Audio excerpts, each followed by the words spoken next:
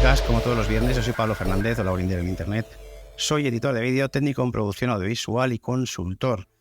Hoy tenemos uno de esos capítulos de muchas cosas, de nada en concreto, un sin guión y a lo loco, de esos que hago yo algunos viernes, en el que tengo unas cuantas cosillas que quería comentar, ningún tema en especial y varios en concreto que me han resultado interesantes. Vale, el primero de todos es una noticia que he pillado de Mixio, del podcast del gran Alex Barredo, un referente, un crack, una barbaridad de podcast, luego lo diré, en el que es una noticia que es que me ha llegado al alma y quería comentar. Y es una noticia de un medio que se llama which.co.uk, del medio. Dice que el reconocimiento facial no es seguro en muchos terminales de Android. Terminales también. Es muy curioso esto porque pone que revela que 19 de los 48 teléfonos de algunas de las marcas más importantes, incluidas Samsung, Motorola y Nokia, no son capaces de superar la prueba y son desbloqueados con una fotografía. Tela con el tema porque es que da de sí. Ellos aconsejan, dan una serie de consejos para la gente que tenga este tipo de teléfonos o estos modelos en concreto, pues eso, de dejarlo solo con el PIN, huella dactilar, pero de quitar el desbloqueo de facial, porque claro, puede suponer un problema de seguridad gordo dependiendo de lo que cada uno tenga en su teléfono, ¿no? Porque ya si al final te han entrado con el facial, una vez dentro, a saber Dios el estropicio que se te puede llegar a hacer. Esos teléfonos son en la mayoría baratos, de la parte más económica del mercado, ¿no? Digamos que parten sobre los 100 pavos, muchos de ellos, y de ahí para arriba, pero en general son teléfonos baratos, asequibles. Menos el Motorola, que es el Razr 2022, que vale casi 1.000 pavos, que es un señor teléfono.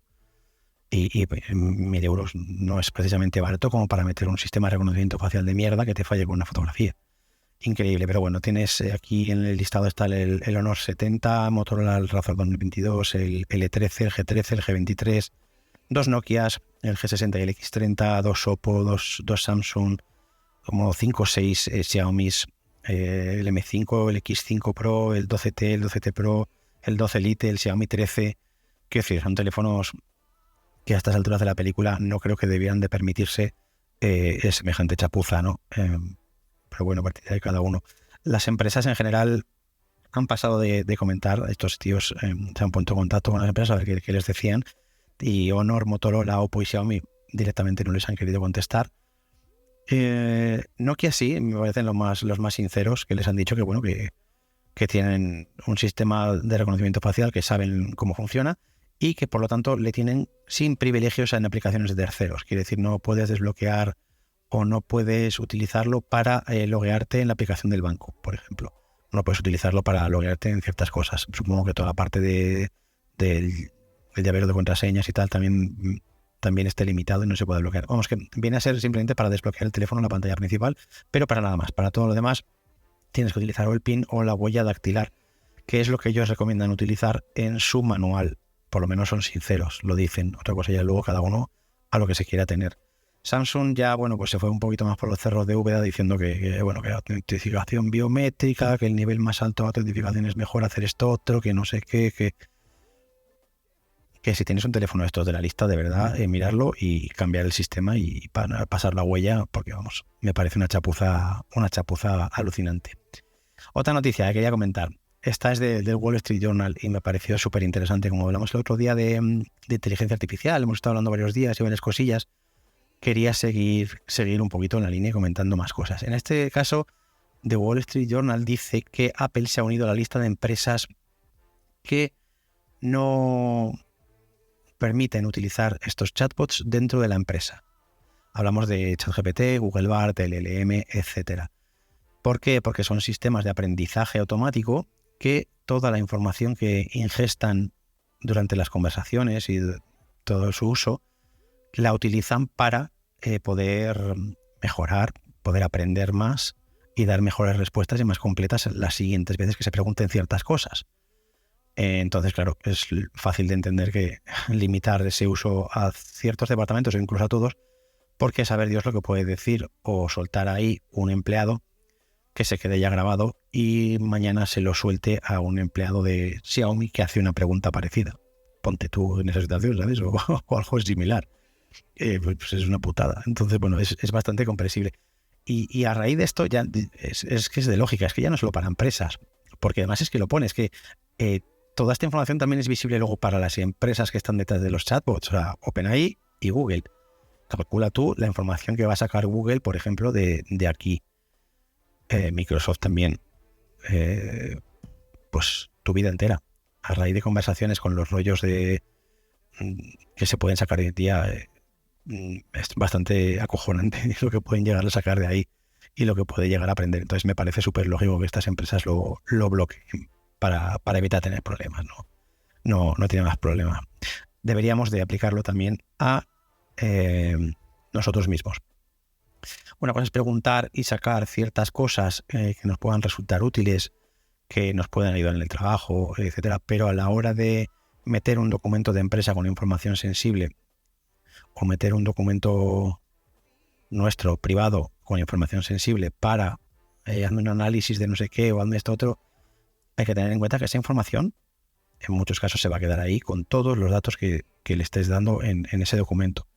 Nombres, números, teléfonos, todo.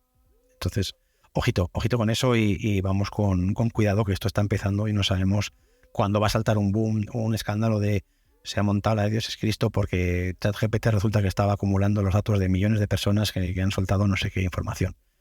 Pues bueno, con ser un poquito prudentes en la utilización, creo que vale.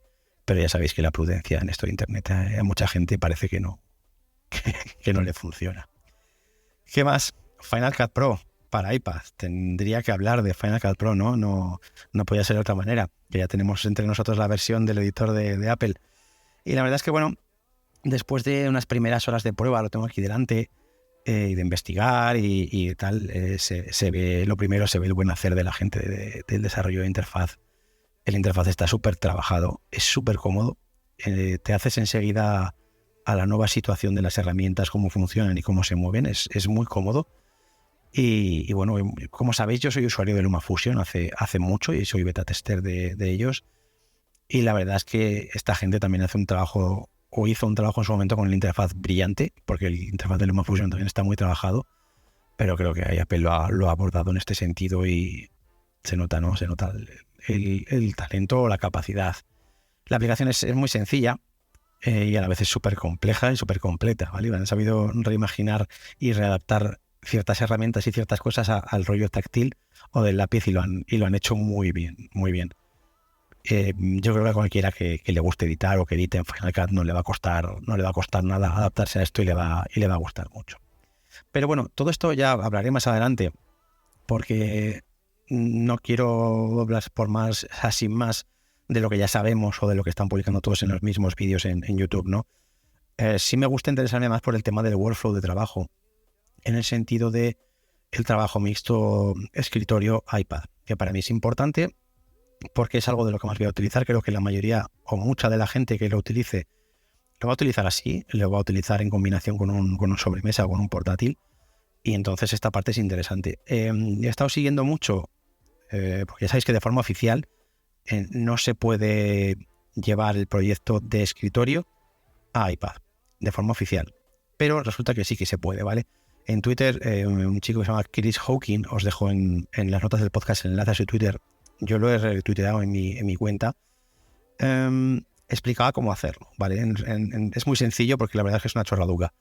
El proyecto que a ti te exporta Final Cut en el iPad es un FJProject, .fjproject, que no deja de ser un contenedor. Cuando le pasas el escritorio, haces clic derecho, mostrar contenidos del paquete, ves que dentro está la librería original de Final Cut de escritorio. Entonces haces doble clic en ella, te la abre y ahí está todo sin problema. Haces cambios en ese, guardas ese mismo archivo FJProject de iPad, le devuelves a donde el iPad pueda acceder a él y le sigue abriendo perfectamente. Por lo tanto, yo creo que Apple está todavía gestionando toda esa parte del proceso como lo quiere hacer para hacerlo ágil, de forma cómoda y no lo han sacado del tirón. Pero bueno, Chris, aparte de descubrirlo y enredar con todo esto, está preparando una pequeña aplicación que antes me ha dicho que la ponía a la venta hoy por 4 euros, creo que me ha dicho, 4,99, pero todavía no se la habían aprobado en la App Store, entonces la tenía ahí. Es para escritorio, no es más que una drop zone donde tú coges un proyecto, una biblioteca de Final Cut Pro, la arrastras, la sueltas y te la convierte en formato para que la puedas abrir en el iPad y editar en el iPad sin ningún problema. Eso sí es que quieres empezar el proyecto o has empezado el proyecto en el escritorio. Si no, pues la otra manera que os estoy diciendo es más que suficiente. Además, dentro de todo este flujo de trabajo, si tú lo pones todo dentro de la biblioteca, haces un formato ahí, lo pones todo, incluidos los proyectos de Motion y todo lo que te genera Motion, te lo abre en la versión de iPad sin ningún problema, ¿vale? Lo único que tienes que hacer es simplemente consolidar el proyecto, poniendo que te lo guarde todo dentro de la biblioteca y ya está. También he encontrado una manera de que funcione con el material tirando de un disco duro externo, USB-C, evidentemente, y me parece que era importando todo el contenido en Final Cut de escritorio, lo importas, pero le dices mantener en su situación actual, que la situación actual sea ya el disco duro, ¿vale? Haces todo este proceso, guardas, pim pam pum, lo arrastras, metes el proyectito en su sitio y luego le abres desde el iPad y si está todo en el mismo punto del disco duro, el mismo nivel, lo abres y te lo reconoce perfectamente. Bueno, veremos esto. Está claro que Apple lo va a hacer funcionar porque no tiene ningún sentido que no funcione. Será una actualización menor en cualquier momento que digan ya se puede utilizar discos duros externos. No sé por qué viene sin hacer desde el principio. No tengo ni idea. No sé, no le veo el sentido, pero bueno. Al final yo lo que estaba enredando y haciendo con AirDrop es una pasada. Me pasa el proyecto más gordo, han sido 2 gigas, un proyectito para probar. El problema viene cuando lo que tienes que mover son 90, 100 o 350 gigas. Entonces, claro, ahí entran otros problemas, ¿no? De espacio y de tal. Pero bueno, que está avanzando, que el tema de Workflow es posible, que era lo más interesante y lo más importante para muchos. Así que hay que estar atentos y sobre todo ya pasar el enlace de Chris, de la aplicación esta, que nos va a resultar súper útil. Por lo demás, Final Cut es una delicia. Las lecciones que tiene de Ripple Training están súper interesantes, de verdad, verlas, porque se ven no sé si son 20 minutos las 9 lecciones que tiene gratuitas. Luego tiene otras de pago que cada uno lo que quiera. Hay mucha gente de formación. A mí me parece que para cualquiera que ya sepa editar y más con Final no son necesarias, pero con la parte gratuita para hacerte con el interfaz y ver 2 o 3 truquillos, maravilloso, no hay ninguna pega. ¿Qué más? Quería recomendaros un libro. El libro se llama El mito de la inteligencia artificial, de Eric J. Larson, que lo tengo por aquí. Es un libro a raíz de lo que estábamos hablando de inteligencia artificial, que está súper chulo.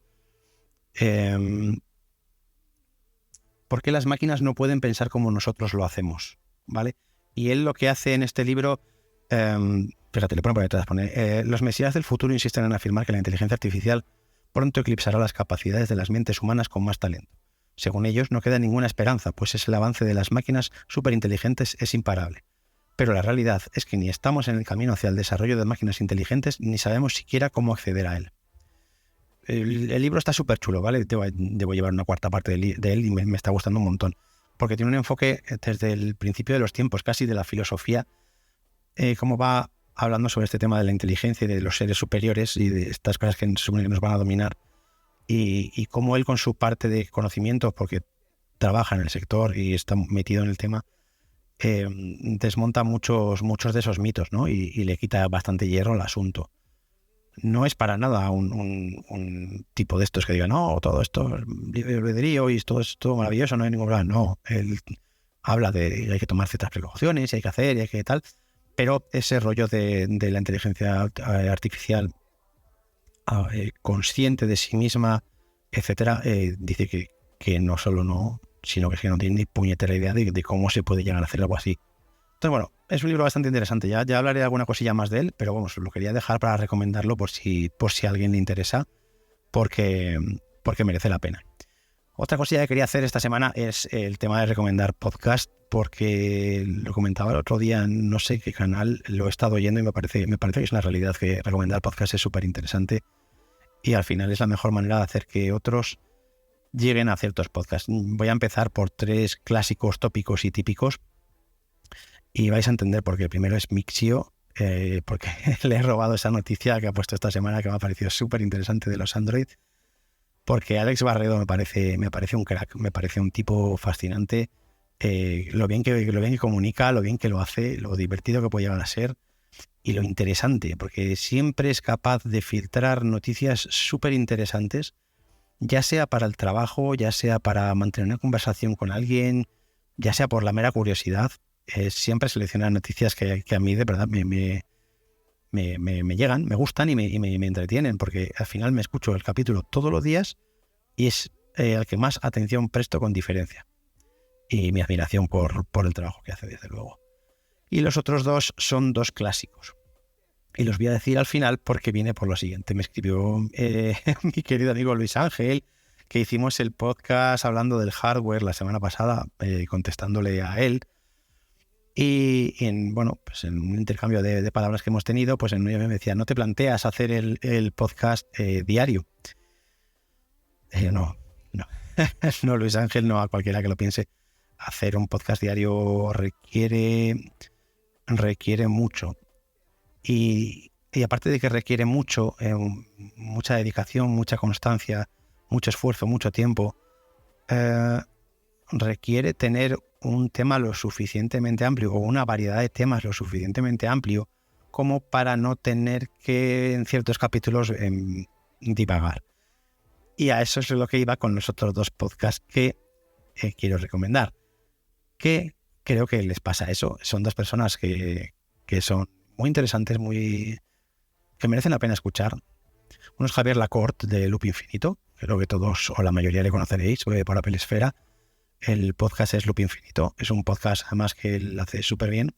Y el otro es el Emilcar Daily, es un clásico, ¿no?, del podcasting en España. Yo no sé los años que llevo escuchando a Emilcar, temporadas que más, temporadas que menos, pero al final siempre vuelve. Y el problema que yo les veo, siempre desde el máximo respeto y la máxima admiración, porque me parece fascinante que se peguen el curro que se pegan a diario, es el hecho de mantener en un programa de cierto nicho, poder mantener una constancia de temas de interés, ¿no? Porque al final siempre hay capítulos que o divagan sobre ciertas cosas que les gustan a ellos, porque tienen que rellenar un montón de tiempo con cosas que, pues, por ejemplo, Emilcar, hoy, me parece que era hoy o ayer, hablaba de Spark otra vez. Creo que Lacorte también esta semana ha hablado de Spark. Pero bueno, al final ya, pues eso, divagas un poquitín, cuentas cosas que ya has contado muchas veces, pero forma parte también de ese rollo del daily, de la constancia, de ya sabéis que yo hablé de este tema y, bueno, no sé, me parece súper difícil mantener el interés o mantener el nivel de no de atención, sino de interés con cosas tan siempre parecidas, ¿no? Entonces, tiene mucho mérito. Yo no me veo capaz, Luis Ángel, no me veo capaz de poder desarrollar un podcast diario, de dedicarle tanto tiempo hablando de mis cosas, de mis aparatos, de mi tema de edición de vídeo, de internet, de inteligencia artificial. Habría que dedicarle un montón de horas que no tengo. Habría que buscar y realizar una labor de investigación, un mogollón de tiempo. Es que no.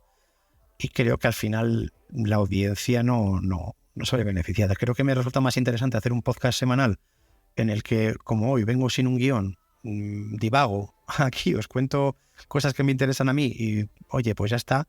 Y otros que me curro un poquito más, que me hago mi guioncillo, mis esquemas y tal, pero eso no a la semana. Es los jueves por la tarde o el viernes para las 7 o las 6 de la mañana, lo grabo y ya está. Todos los días no podría dedicarle tanto tiempo. Pero bueno, ya por ejemplo ha habido momentos como la semana pasada que me hice un especial o un capítulo añadido por el tema de Final Cut Pro que salía, etcétera. Pues habrá más supongo en otros momentos que diga, pues oye, ha pasado tal cosa o voy a hacerlo.